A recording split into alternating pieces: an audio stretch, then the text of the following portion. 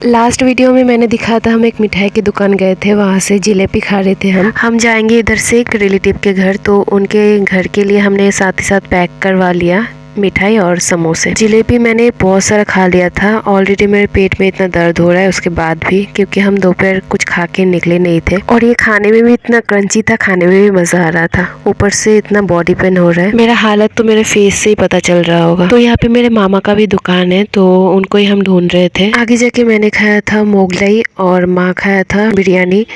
दादू और नानी कुछ खाया नहीं, वो लोग दोपहर खा के निकले थे तो उतना भूख लगा नहीं था। फिर मेरा तबीयत ज़्यादा ही ख़राब होने लगा, तो मैंने बोला मामा से बाद में मिल लेंगे। तो हम हमारा जो रिलेटिव है उनके घर चले गए। तो ये एक्चुअली मेरा मामी का मायका है, तो उनके यहाँ पे आए हैं। मेरे मामी भी इधर 2 दिन से रुकी हुई है। सुबह उठ के मैं मामी के साथ आ गई थी खेत में साग तोड़ने।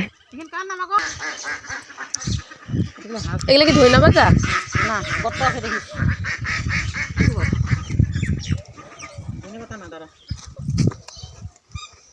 না এগুলো কিছু নেই, এটা জঙ্গল।